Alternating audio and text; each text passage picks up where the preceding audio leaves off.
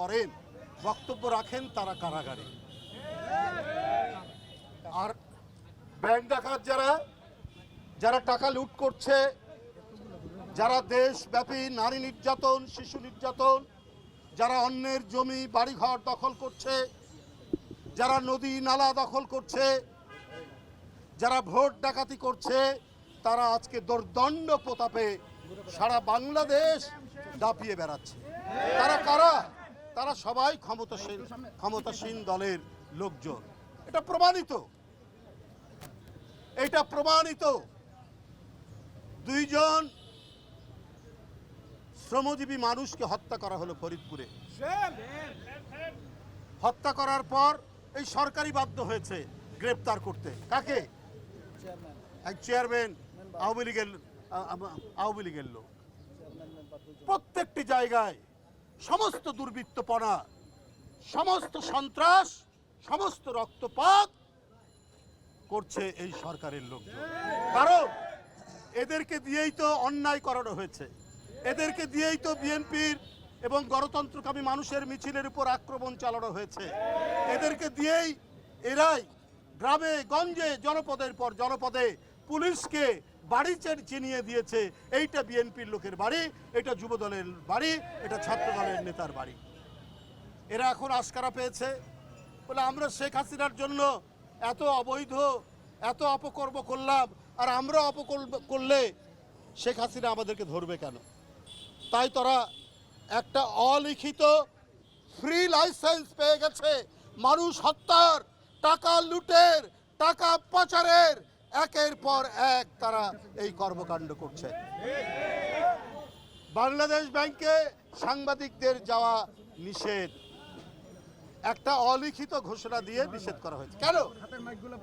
ব্যাংকের কত টাকা চুরি হয়েছে, আর এই টাকা যারা লোপাট করেছেন তারা হয় আওয়ামী লীগের এমপি ছিলেন বা আছেন, অথবা মন্ত্রী, অথবা আওয়ামী লীগের ঘনিষ্ঠ জন।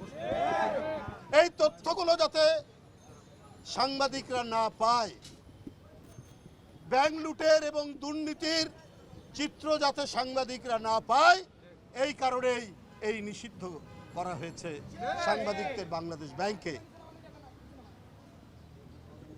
কারণ যারা অপরাধী তারা পাপকে লুকিয়ে রাখতে চায়, তাদের লুটপাট আর দুর্নীতির পাপ ঢেকে রাখার জন্যই গণমাধ্যমের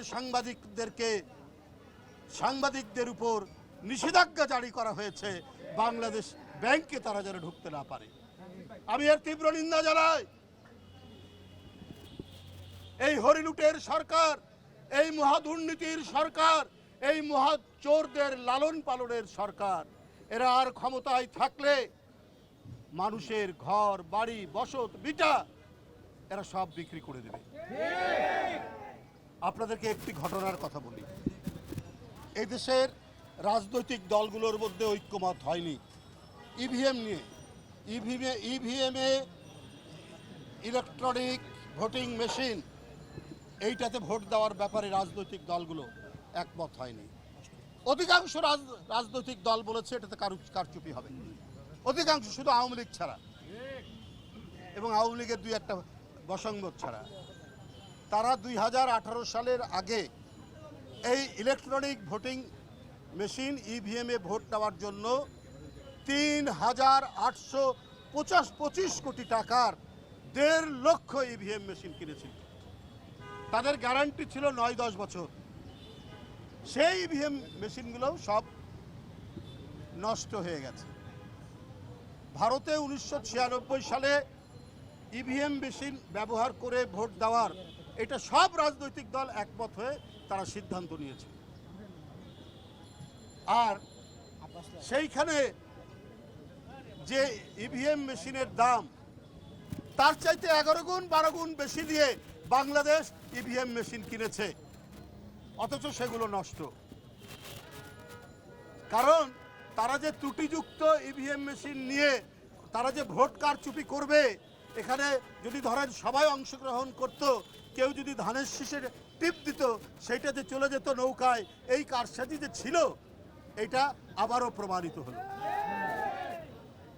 এইটা এক মহা দুর্নীতির বিরাট খনি এই নির্বাচন কমিশন আর ইভিএম নিয়ে এই সরকার আর এই নির্বাচন কমিশন সেইখানে করেছে। তো এই যদি পরিস্থিতি হয়, এই যদি অবস্থা হয়, তাহলে এই গণবিরোধী ভোট লুটের সরকার, জনগণের অধিকার হরণ করার সরকার, একে কি আর ক্ষমতায় এই টিকে থাকা কি এটা আমাদের দেখতে হবে, না এর বিরুদ্ধে আমাদের সংগ্রাম পরিচালনা করতে হবে? প্রতিদিন প্রতি মুহূর্তে যে যেখানে আছে আপনাদের কণ্ঠকে আরো ধারালো করে, আরো আপনাদের কণ্ঠকে জোরালো করে এই সরকারের হৃদয়ে যাতে হৃদকম্পন তৈরি হয়, সেই আওয়াজ তুলে আজকের যেমন আপনার এই খরতাপ, আজকের এই আগুনে পোড়া বাংলাদেশ, তার মধ্যেও আপনারা যেমন মিছিল করেছেন, কথা বলেছেন, সমাবেশ করছেন, এই রকম যত প্রতিকূল পরিবেশ হোক, শেখ হাসিনার পতন না হলে, আওয়ামী লীগের পতন না হলে আপনার কোনো মানুষের নিরাপত্তা নেই, কোনো পুরুষ, নারী, শিশু, কার কোনো নিরাপত্তা নেই, কেউ বেঁচে থাকবে না।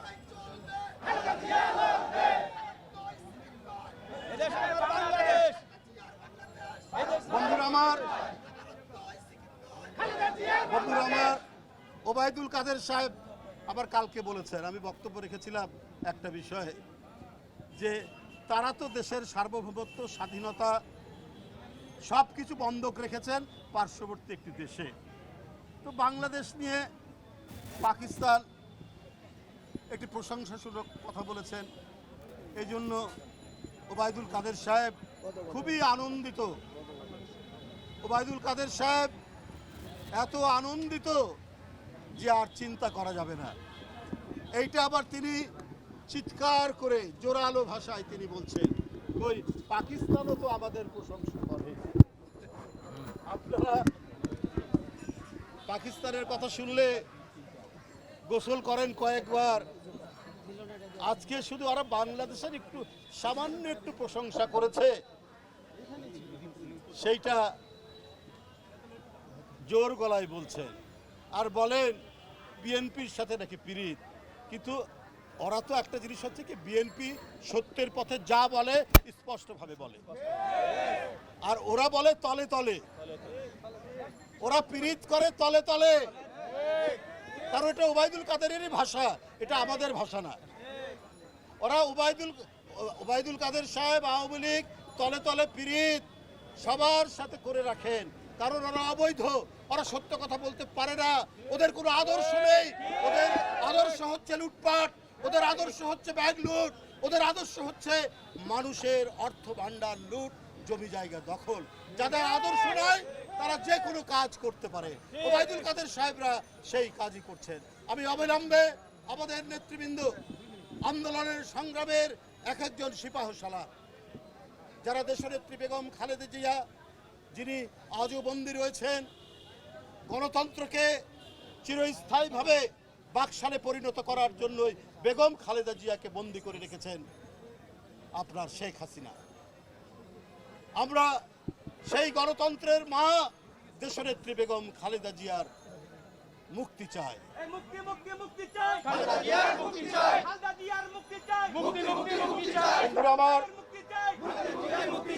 আমরা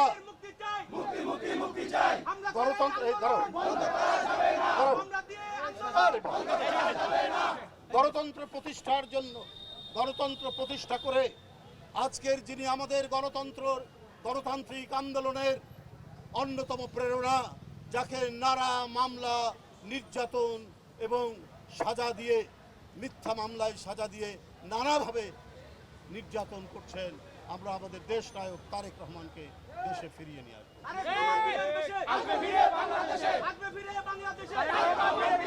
বন্ধুরা আমার, হাবিবুর নবী খান সোহেল আমাদের এক অকুতভয় সাহসী নেতা।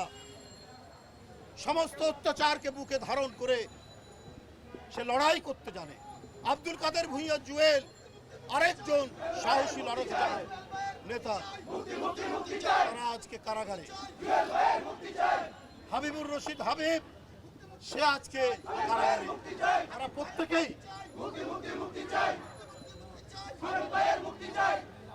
আজকে মীর নওয়াজ আলী ঢাকা কলেজের ভিপি, সংগ্রামের এক প্রতীক মীর নওয়াজ আলী আজকে কারাগারে। বন্ধুরা আমার, কারাগারে সাইফুল আলম নীরব 1 বছরের বেশি সময় ধরে নিপীড়িত হচ্ছে, নির্যাতিত হচ্ছে। আমাদের এই সমস্ত সাহসী বীর নেতাদের মুক্তি দাবি করছি। বন্দি করে কোন স্বৈরাচার, বন্দি করে কোন ফ্যাসিস্ট কোনদিন টিকতে পারেনি। কোন দিক দিয়ে এই সরকারের দিকে এগিয়ে যাবে জনতার বিপুল স্রোত।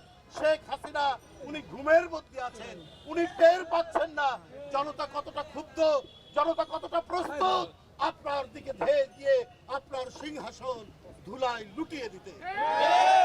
অবিলম্বে যাদের নাম বললাম, নেতৃবৃন্দ হাবিবুর নবী খান সোহেল, জুয়েল, নীরব, হাবিবুর রশিদ হাবিব, মীর নওয়াজ আলীদের অবিলম্বে মুক্তি দাবি করে আমার বক্তব্য শেষ করছি। খোদা হাফেজ।